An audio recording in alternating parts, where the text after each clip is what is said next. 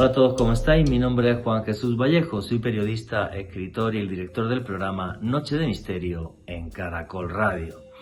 Leyendas y espantos que son propios de Colombia y de América Latina y que son parte de nuestra historia. Me imagino que todos habréis escuchado hablar de seres míticos, como por ejemplo el Moán, ese ser que representa a la naturaleza y que se aparece cerca de los ríos, o la patasola, que aparece en la selva o en diferentes veredas para hacer que los caminantes se confundan.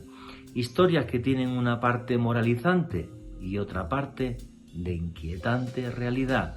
Así que si queréis saber sobre esto y mucho más, no os perdáis el último podcast de Noche de Misterio en Caracol Radio, Leyendas y Espantos de Colombia.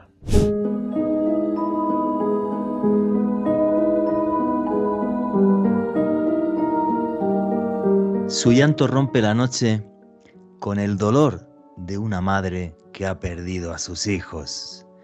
Un llanto penetrante, capaz de alterar la madrugada. Un llanto que no ha dejado dormir a millones de personas en Latinoamérica. Para algunos leyenda, para otros un eco del pasado. Un eco del pasado del tiempo de la conquista, porque cuenta la leyenda que en México, en concreto en el lago Texcoco, una mujer ahogó a sus hijos antes de entregárselos a los españoles. Luego ella se quitó la vida, pero su espectro errante no para de buscar las almas con las que ella terminó. Y ahí, entre la historia y la leyenda, surgió el mito de La Llorona. Un mito que es mexicano, pero que también está aquí, en Colombia. Y me atrevería a decir que en toda Latinoamérica. Nadie sabe, a ciencia cierta, si la historia es total y absolutamente real.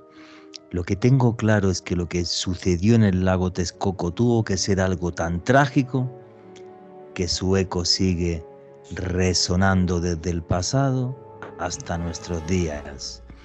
Una historia triste, una historia trágica, pero que nos enseña también una lección que nunca podemos olvidar. Jamás traiciones a tus hijos, jamás traiciones a tu familia. Y así son todas las leyendas de espantos, que en Colombia aquí tenemos un montón. Historias reales que son ecos de un pasado remoto y que nos recuerdan que hay ciertas fronteras, ciertos límites que jamás se deben romper. Buenas noches, noctámbulos. Mi nombre es Juan Jesús Vallejo. Los que queráis seguirme en redes sociales, mi Twitter es @JuanGVallejo, Juan J. de Vallejo. En Instagram y en Facebook, Juan Jesús Vallejo. Y esto es Noche de Misterio. Y aquí lo que hacemos es periodismo de misterio. Nosotros os ponemos los hechos encima de la mesa y vosotros decidís qué hay detrás y qué no.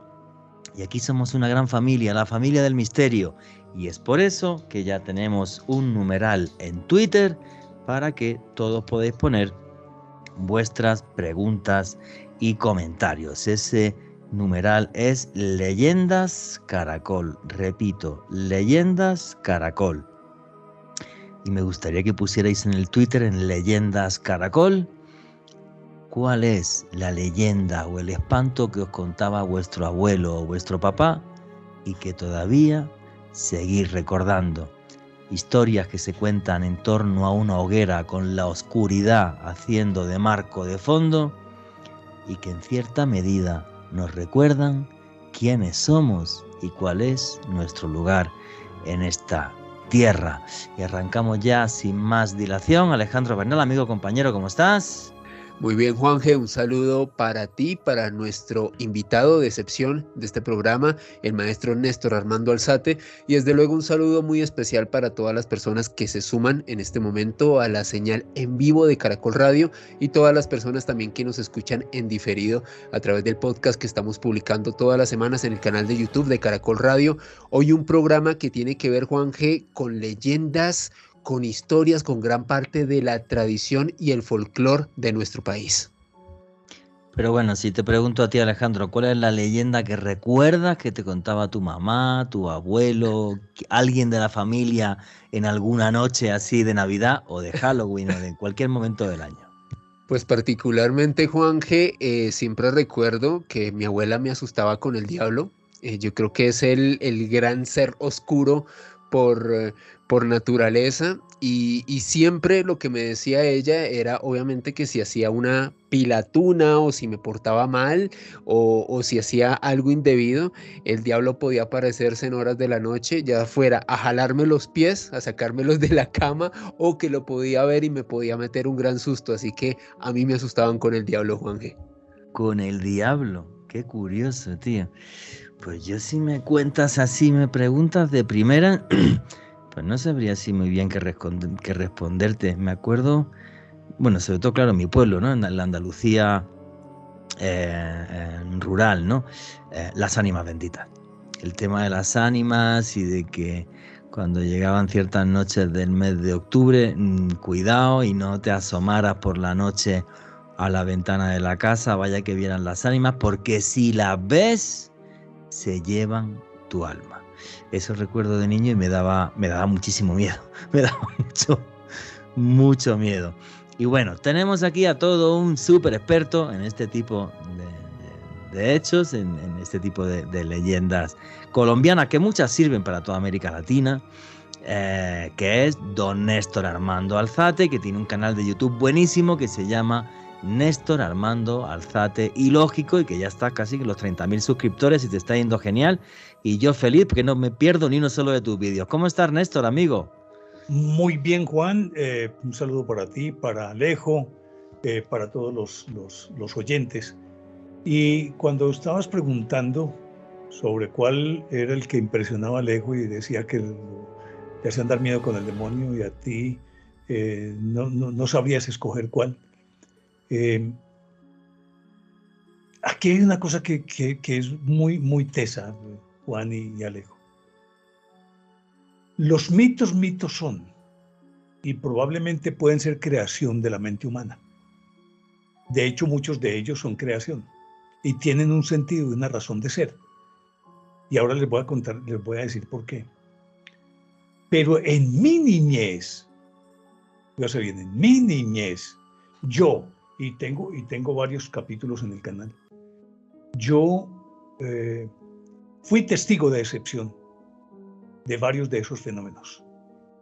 Pero Néstor, eso nos lo tienes que contar con todo lujo de detalles. Tenemos todo el programa por delante. Con brujas, con la mula de 3 patas y con otro que es muy folclórico, que es la barbacoa. Y estos mitos, que uno simple y llanamente los ubica como si fueran mitos, realmente no sé si es la mente humana, si es el poder de la sugestión, si es porque te cuentan tanto, pero en lo personal a mí me tocó eso. Probablemente yo estaba muy niño y tal vez había pues una evidente influencia justamente de lo que estabas diciendo, de cuando nos reuníamos en las noches a contar estas historias. Aquí en Antioquia se hacía el rosario a las 6 de la tarde. Después del rosario venía la comida y tras la comida los adultos contaban historias, regularmente en la zona rural donde me tocó vivir, en fincas. Y era la telenovela de la época, ¿cierto? Con una condición, que esto se volvió una costumbre en las fincas. La gente va a visitar una finca y empiezan a contar este tipo de historias. Y de pronto el que tiene ganas de orinar no se atreve a ir. Y resulta que todos tienen ganas de orinar, pero nadie es capaz de ir solo. Todo el mundo tiene que ir acompañado por el miedo. Obvio. Y tú sabes que no hay nada más contagioso que un bostezo o la orina, o la orinada. Sí. Y entonces todo el mundo salía a orinar en gavilla. No se iba nadie solo. Pero mira que estos mitos tienen una razón de ser. Y muchos de ellos también son como unos legitimadores sociales. En algunos casos son instrumentos también de, digámoslo, de control social, de control social. Aquí en Medellín, por primera vez se prendió la luz eléctrica, unos arcos voltaicos, el 7 de julio de 1898. Y había de esos, lo que decían el bobo del pueblo, pero resulta que era el más inteligente de todos, un tipo excepcional. Tan excepcional que vivía de cuenta de los demás y todo lo creían bobo. Y entonces le decían marañas. Cuando prendieron las luces en el parque de Berrío, él gritó, era una noche de luna llena, y gritó: ahora sí te jodites, luna, alumbrar a los pueblos. Ya aquí no tienes por qué estar. Y era porque los espantos eran un control social, pero también un control ambiental. Es una cosa bien interesante. Pero es en todos los sentidos. Fíjate, luego vamos a profundizar en tus experiencias, pero yo no creo que la vieras por su gestión de niño. Yo es que estoy convencido de que cuando millones de personas piensan en algo, aunque no sea real, se convierte en real. Y hay experimentos sobre esto, por ejemplo el del famosísimo fantasma Philip, y crear un egregor y tal, y de repente muchas personas pensando que hay un fantasma que existe y tal, y el fantasma se le aparecía a la gente y todos locos. ¿Sí? Facundo Cabral decía: come hierba, millones de vacas no pueden equivocarse. Si tantos lo han visto es porque algo tiene que tener. Sí. Eso no es gratuito, no puede ser gratuito. Y que no se diga que es de ahora. Es a lo largo de toda la historia de la humanidad. Muéstreme una sociedad que no tenga fantasmas o que no tenga mitos. Ninguna. Y aparte, pero te vas a lo más perdido del mundo en la selva, que yo he tenido la suerte de estar, y hablas con los indígenas que viven en medio de la nada, y todos tienen sus fantasmas y sus historias y sus cosas. Y sus es mitos. Que, claro, porque esto es cultural. Cuando decimos que el misterio es cultura, no es por hablar, es que el misterio es cultura. No somos nada sin la magia. Eso es, sin la magia, sin el misterio. Empezaste hablando de uno de los mitos más extendidos en América, que es el de La Llorona. Sí. Y en efecto, como lo dijiste, su punto de partida es México, pero hay antecedentes en España. Pero en México fue un hecho real. Resulta que una mestiza que se llamaba María Luisa Olveros tenía relación con un señorito, pues de los españoles que había venido aquí, entonces era de los ricos encomenderos y eran como la high o la élite. Recuérdate que el español siempre tiene la tendencia a donde llega volver lo que tiene una monarquía. Entonces el viejo tiene una finca y entonces tiene un reino y sus hijos son los súbditos y él manda en ese reino y se comporta como un rey. Así de sencillo. Yo soy el español que... fórmulas de cortesía. Soy la excepción a la regla, porque no tengo un peso, he llegado aquí y al revés, mi novia me domina que ni te cuento, o sea, parezco un pelotero. No, tranquilo, que a mí también, mi señora también me domina, eso ya es otro cuento. Pero ¿cuántos reyes los dominaron sus mujeres? ¿Ah, sí? Ay, imagínate, ¿qué tal Isabel de España, Isabel II?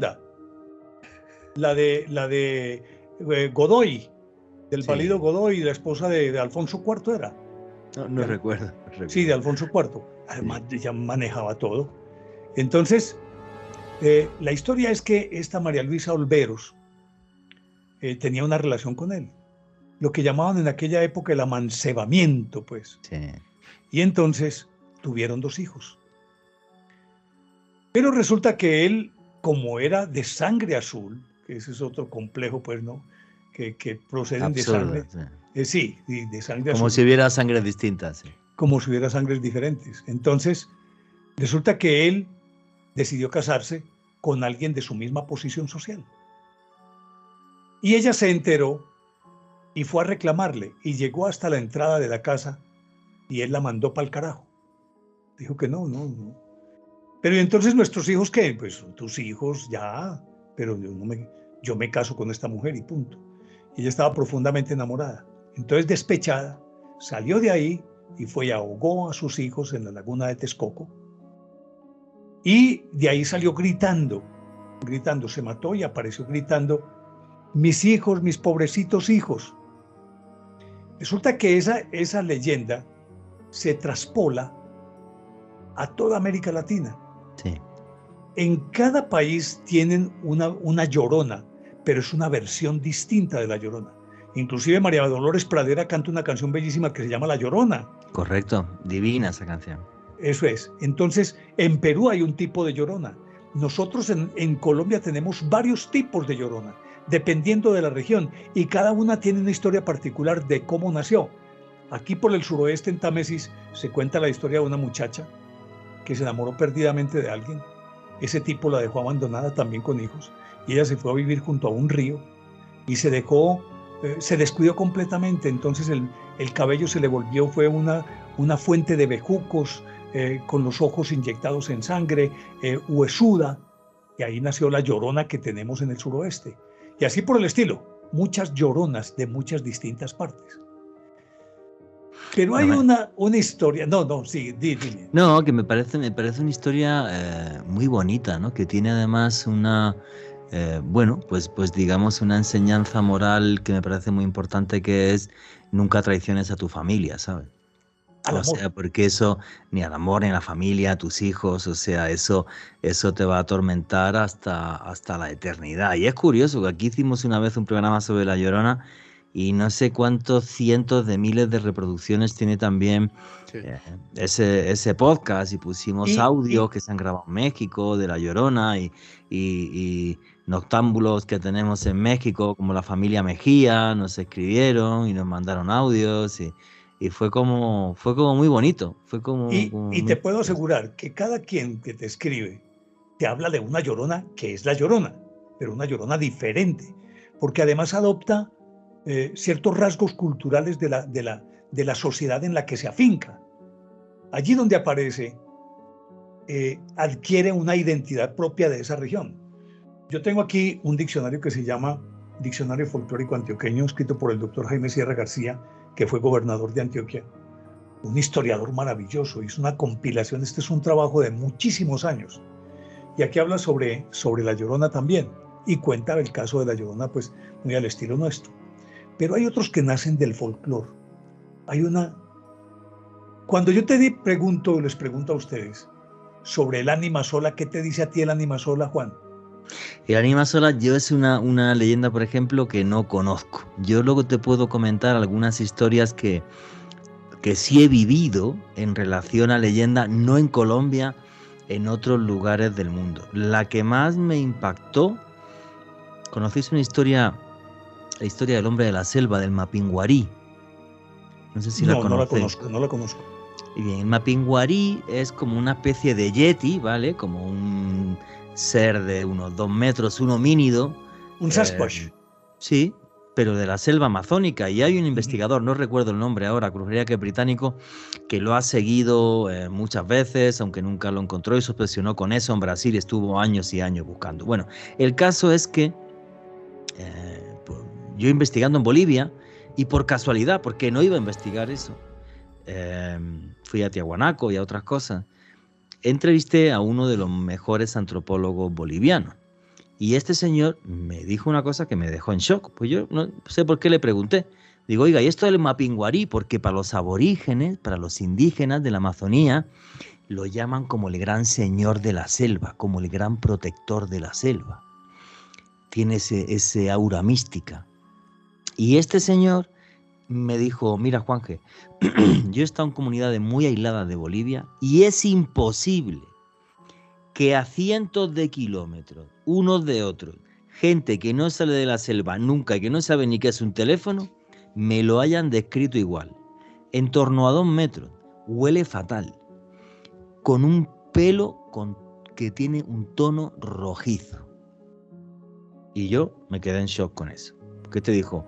Sí, muy bonita la leyenda, pero de leyenda me dijo Nanay de la China. Dice, esto no hay forma de que nadie lo explique. Bueno, en ese viaje yo tenía que ir a Rurrenabaque porque quería grabar a una reserva de indígenas tacanas, ¿vale? Pasando el Cañón del Bala en medio de la nada, ya, ¿vale? En medio de la nada. Y... Oye, y Tico Tudela, me acabo de acordar el nombre. Tico Tudela es un tipo muy famoso en Bolivia porque él rescató a un extranjero que se perdió en la selva después de varios días y es un gran conocedor de la selva. Y yo le pregunté a Tico Tudela, oye, ¿y esto del Mapinguarí? Me dice, pues yo un día lo seguí porque me encontré sus huellas y me quedé en shock.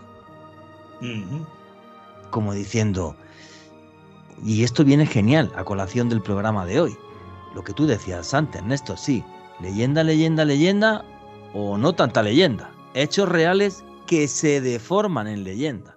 Y aunque ahora nos parezcan muy fantásticos, porque la deformación no sabemos hasta dónde ha llegado, pero realmente yo creo que sí que tienen una base real. Y perdona, Néstor, que te he contado aquí una historia y no me acuerdo ni de qué me has preguntado. Pues, ¿de qué espanto me preguntaste, perdona? No, ya me hiciste perder, me encarreté tanto con lo que estabas diciendo que me perdí. Pero mira, di Alejo, por favor. El ánima sola. El ánima sola. Bueno. El ánima sola, y me remito a este diccionario, dice, espectro que aparece por los meses de noviembre pidiendo una oración. Creencia de origen español, se manifiesta por una mujer errante que vaga o camina hasta la consumación del mundo. Ayuda a buscar cosas perdidas. El Viernes Santo muestra a los devotos los entierros o las huacas. Mira, mes de noviembre. Nosotros tenemos una devoción muy extendida que lastimosamente está en vías de extinción. Y en los pueblos, cuando a ti te decían que las ánimas, el que veía las ánimas tenía problemas y que te hacían dar miedo con las ánimas, pues resulta que aquí, tal vez un poquito parecido a lo de México, cuando la celebración de los muertos, el día de los fieles difuntos, que van al panteón, a la tumba, llevan comida, le cuentan los chismes al fallecido, le cuentan todo. Pues aquí en el mes de noviembre la gente sale o la gente pues le reza mucho a las ánimas. Y de hecho decía que es una institución en vías de extinción. Existe un hombre que es el animero. El animero sale. Aquí tenemos pueblos cerca de Medellín. En Girardota creo que hay animero, no recuerdo dónde más. ¿Quedan todavía? En San Roque, Antioquia. Yo estuve con ellos una noche de ánimas caminando y es de las cosas más bonitas que me ha pasado en la vida. Y se pasa la noche pidiendo, sale a las 12 en punto de la noche del cementerio, saca a las ánimas, sale con ellas y empieza a pedir oraciones por todo el pueblo y a sonar una pequeña campana. Pero en este caso, la del ánima sola, que ya te la describí tal cual, pues se le conoce así de una manera muy sucinta. Resulta que esto no sucede sino aquí. Imagínate que a principios, sí, por ahí en los años 20 del siglo XX, más o menos, o en los años 30, un almacén que aquí le llamaban cacharrería, las cacharrerías en que encuentran cacharros todos los que vos querás. Encuentran de todo. Mejor dicho, y ponen un aviso en la puerta que dice pregunte por lo que no vea. Pregunte por lo que no vea y lo encuentra. Y una de estas cacharrerías, que era de las más famosas, cayó en desgracia y empezó a perder dinero y ya estaba a punto de ser cerrada. A alguien se le ocurrió que por qué no revivir el ánima sola. Pues con esto te cuento todo. Fueron y sacaron, y lo voy a decir no con eufemismos, ¿no? Así que prostitutas, sacaron una puta de una cantina de Guayaquil y se la llevaron. Y había un horno de panadería. Entonces cogieron a la muchacha, la desnudaron de la cintura para arriba y la pusieron dándole la cara al horno en donde cocían el pan, donde se veían salir las llamas y crepitar las llamas. Y la pusieron mirando allá, o sea que la foto la tomaron la espalda de ella desnuda. Y entonces dijeron, este es el ánima sola. Y le hicieron una novena y se popularizó y todo el mundo le rezaba la novena al ánima sola. Y resulta que el ánima sola era una... Es decir, el mito existe, pero estos le dieron forma, le hicieron visible, le hicieron real. Oiga, esa panadería, perdón, esa cacharrería no solamente se rescató, sino que se volvió un emporio de cuenta del ánima sola. Y ahí nació el ánima sola. Es que, pues en nuestro medio. Ajá, en cuanto le pones a la vida magia y la gente palpa la magia, hace que todo sea tremendamente distinto, tremendamente especial, tremendamente único. Continuamos con Colombia Mágica.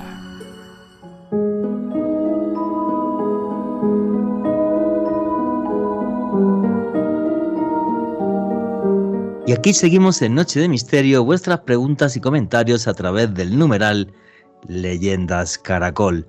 Y me encanta hacer programas de radio como el de esta noche, porque lo que hacemos es recuperar el espíritu de nuestros antepasados cuando nos contaban en torno a una hoguera historias que le daban magia y sentido a nuestra vida. Así que en estas fechas navideñas, en este programa especial de Navidad, tremendamente feliz de recuperar ese espíritu de nuestros ancestros.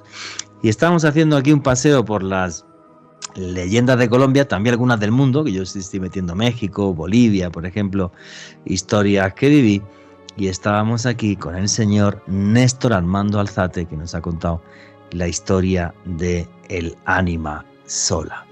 A mí, yo la verdad no soy un gran conocedor, ¿vale?, de las leyendas y espantos colombianos, pero me encanta tanto la selva amazónica, y he escuchado testimonios allí, por ejemplo, de la patasola, me estoy acordando y tal, que se aparece en la Amazonía, cómo aparece esa mujer que es, se puede transformar de diferentes formas y maneras, puede aparecer como una mujer muy, muy hermosa, y lo que hace es que nos confunde y hace que nos perdamos en medio del bosque.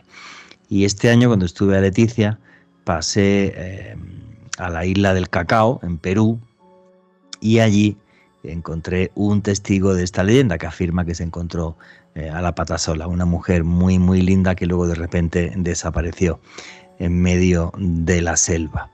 Y cuando uno recoge testimonios así, pues te hace pensar, o sea, hasta dónde la leyenda no solamente es real, o tantos millones de personas han pensado en una cosa que esta cosa al final se hace real y es posible verla. Esto es como cuando los monjes budistas tibetanos se ponen a pensar y crean un tulpa, un ser creado con el pensamiento.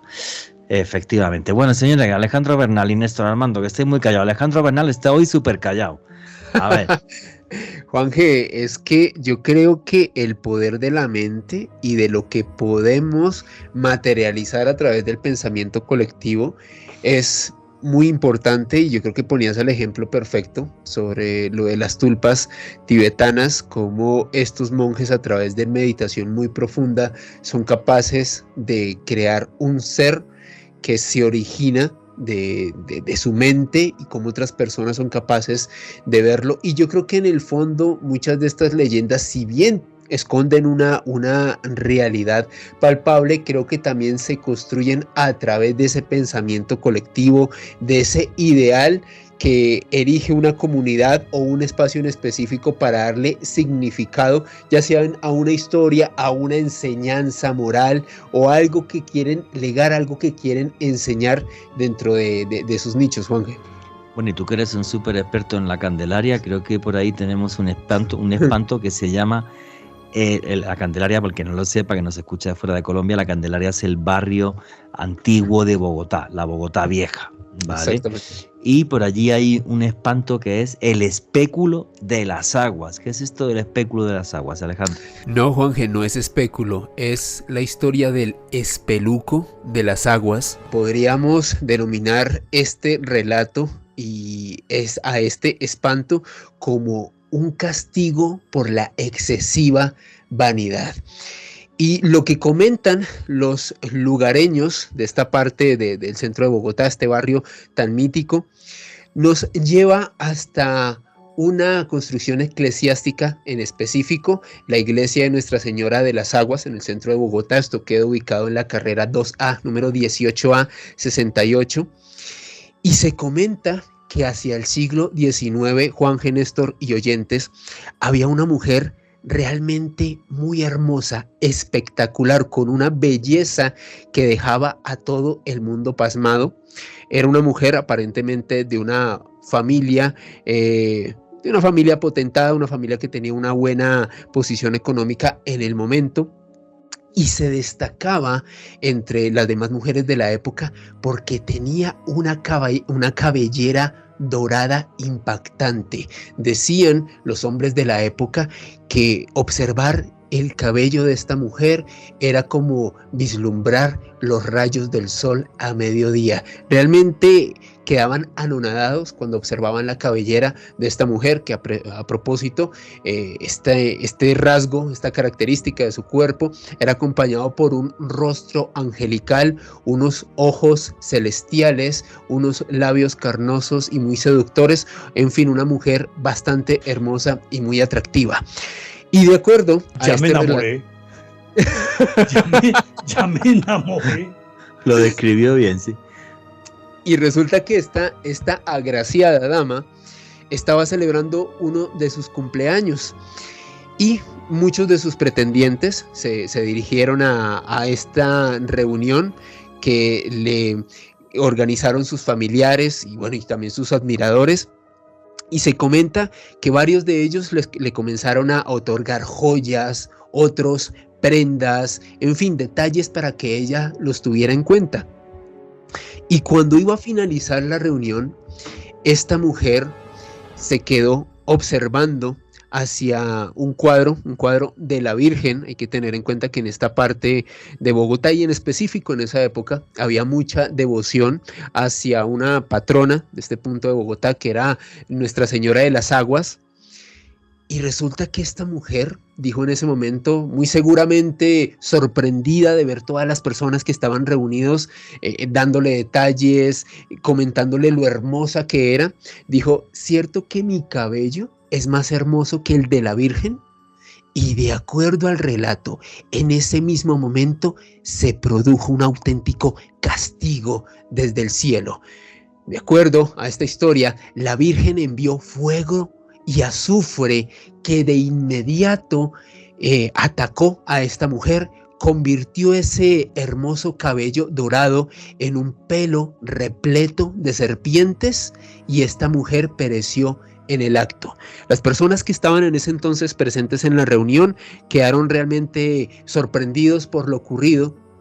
Lo cierto es que con el paso de las décadas y de los siglos se dice que el alma errante de esta otrora mujer muy hermosa, que era alabada por muchas personas en ese punto en el centro de Bogotá, deambula en horas de la madrugada muy cerca de la iglesia de Nuestra Señora de las Aguas en la Candelaria en Bogotá.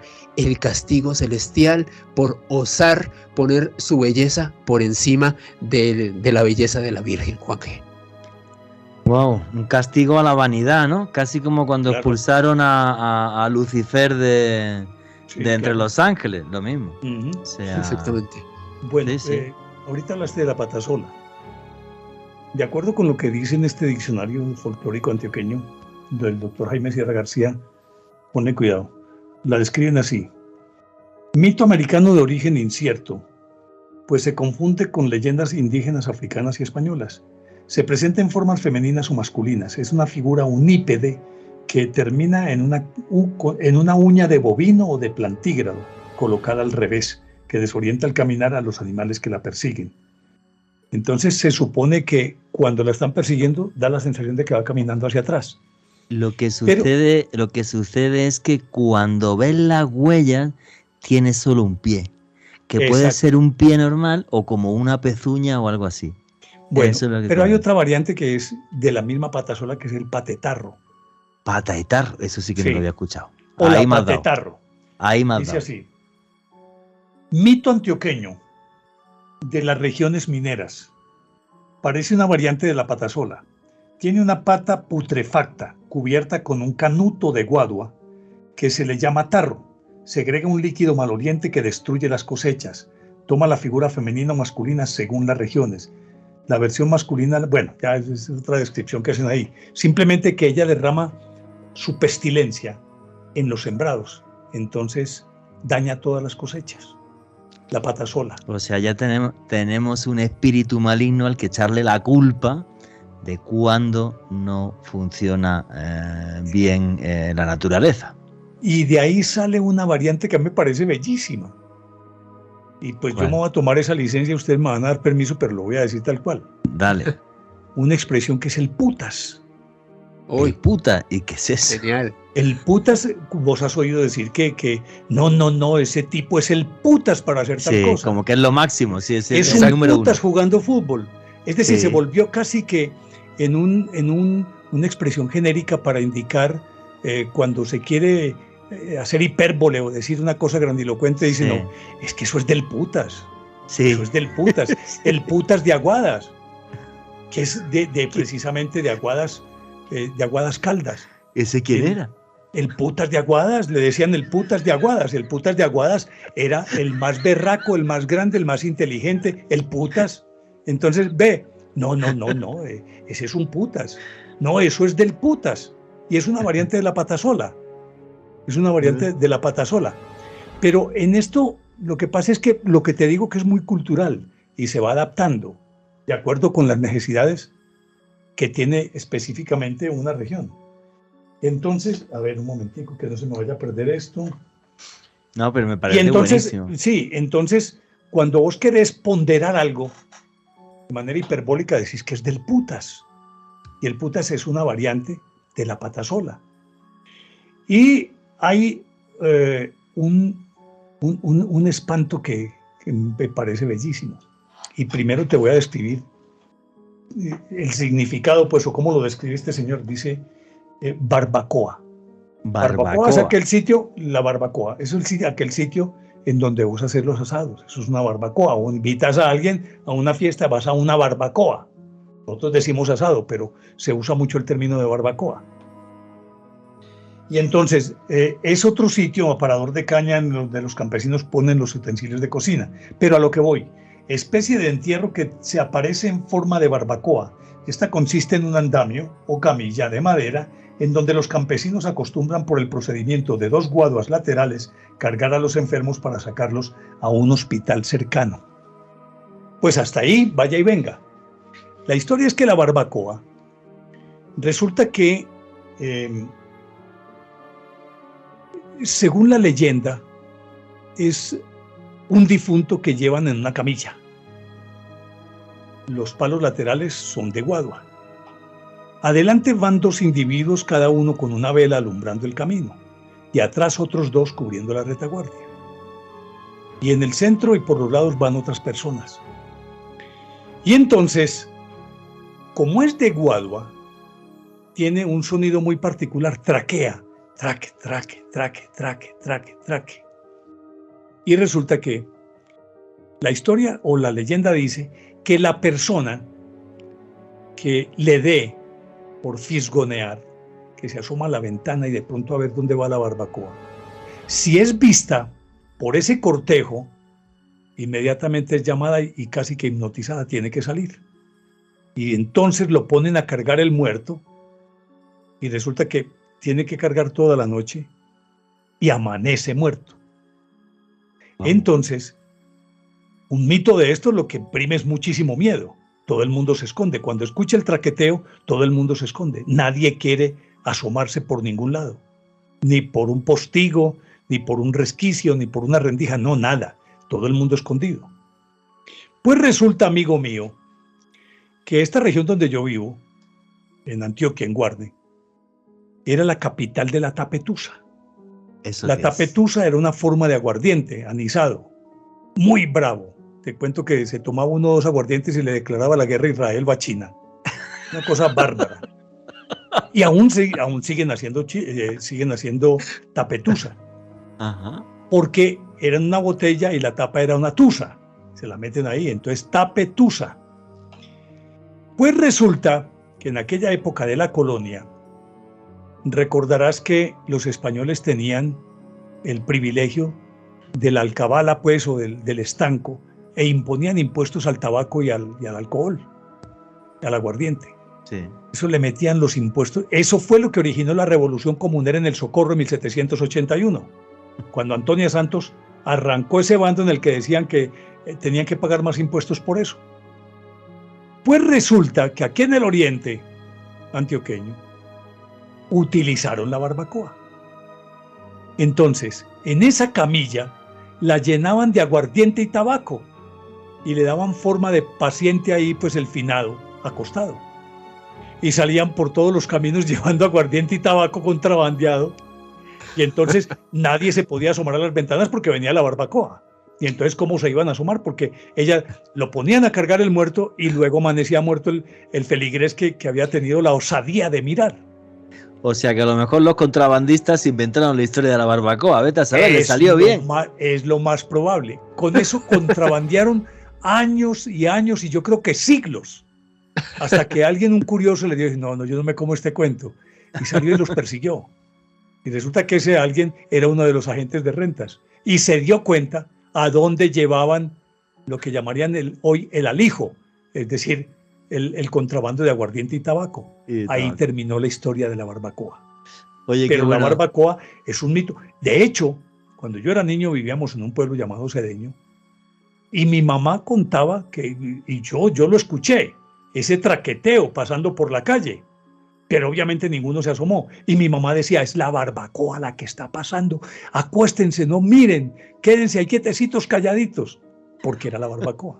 Pero lo cierto de la barbacoa es que fue la mejor herramienta para contrabandear, pero años de los años.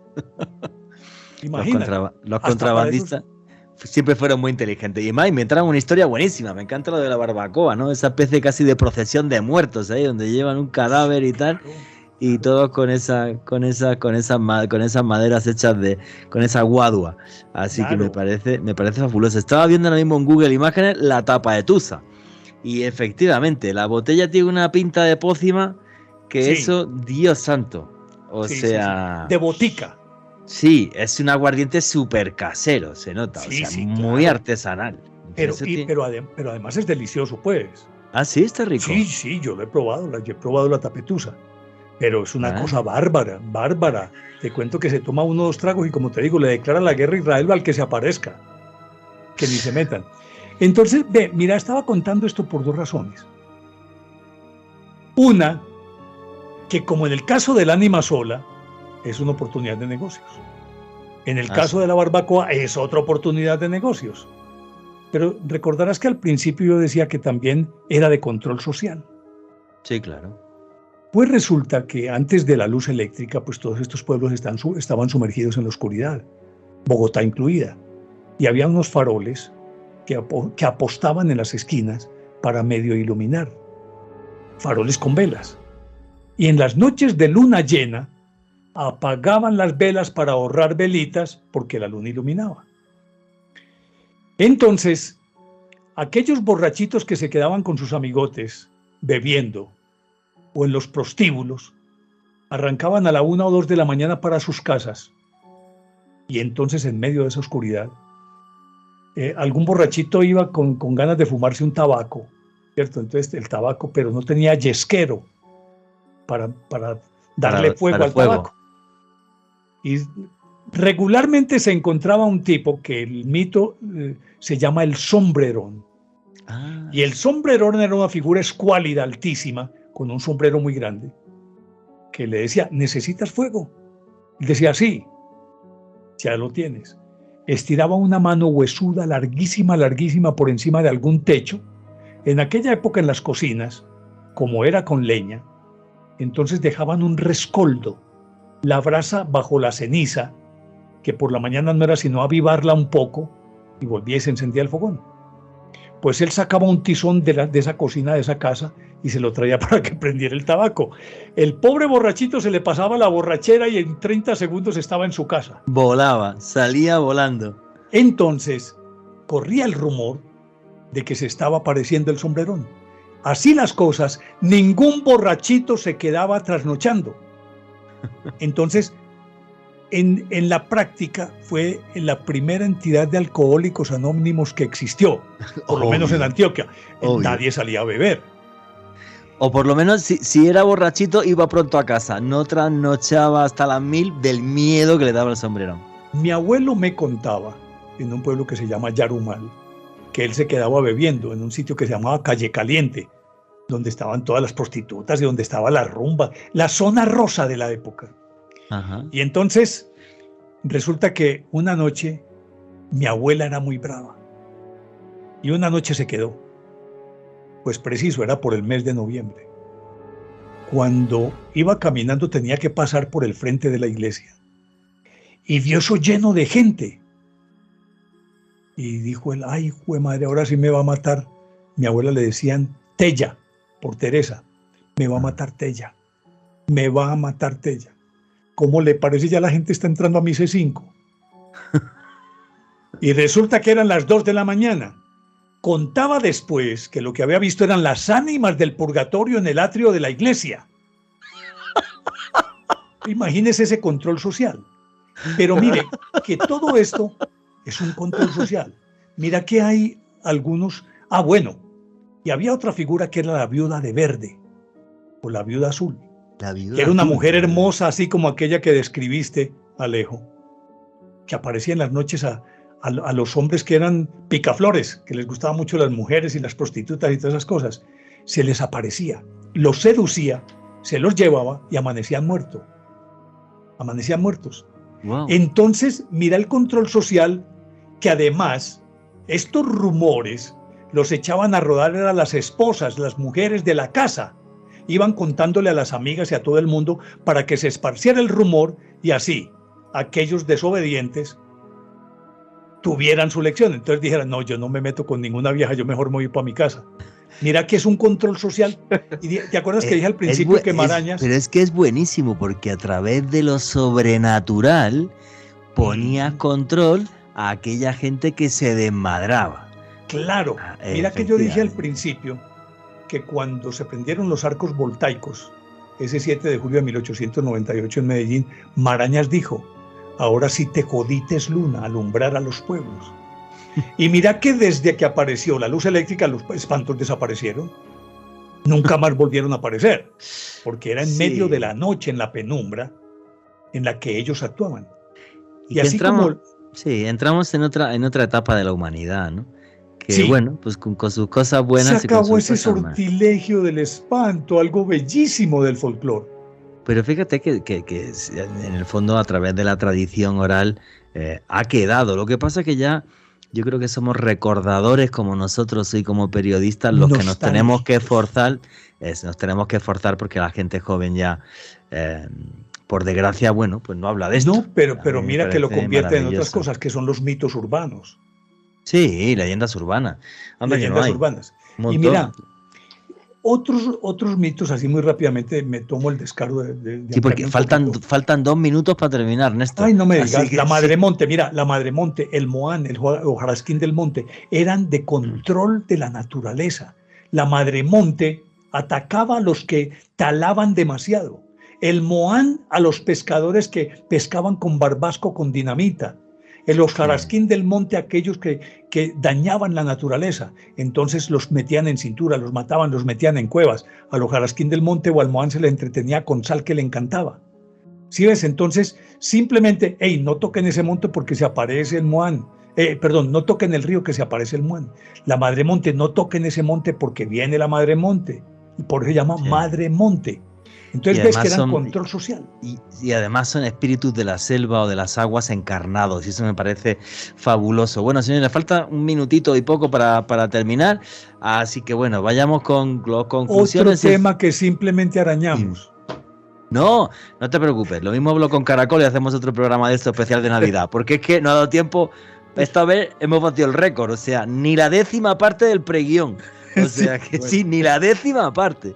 Y O yo me sea, voy a ir a acostar rapidito, que no vaya a pasar la barbacoa por aquí. que yo no quiero cargar muertos. Alejandro Bernal, conclusiones y cierre, amigo. 30 segunditos o 20, no hay tiempo ya. Definitivamente un recorrido a través de algunas de las leyendas más importantes de la historia de Colombia. Los invito a que me sigan en mis redes sociales, en Twitter, Instagram y TikTok, en @alebernalperez con @S, y también los invito a que se suscriban a mi canal de YouTube, Mandrágora Misterios. Les repito, Mandrágora Misterios en YouTube. Muchísimas gracias, amigo Néstor Armando Alzate, que tiene además un canal de YouTube que se llama Néstor Armando Alzate, y lógico, recomendadísimo, con narraciones geniales. Tus conclusiones, amigo. Bueno, ¿qué sería del mundo si no tuviese este maravilloso sortilegio de lo sobrenatural? Así sea una creación de la mente humana. Pero el solo hecho de que podemos imaginar y que nos pueden contar y que podemos saber que existe otra cosa que está fuera de nuestro alcance, necesariamente eso tiene que fomentar nuestro espíritu de curiosidad e investigativo. Para mí es un sortilegio que hayamos podido tener todos estos mitos. Así la luz eléctrica los haya desterrado. Pues yo la verdad que mi conclusión es muy sencilla. Me encanta vivir en un mundo de leyenda. No soporto este mundo del siglo XXI donde todo es frío, donde todo es empírico, donde todo se tiene que tocar. Donde no hay hadas ni gnomos. Y donde entra la imaginación por encima del tacto, es donde empieza lo mágico, donde nuestro alma se expande y donde somos realmente nosotros mismos, seres humanos. Y nunca olviden que vivimos en un mundo mágico porque está repleto de misterio.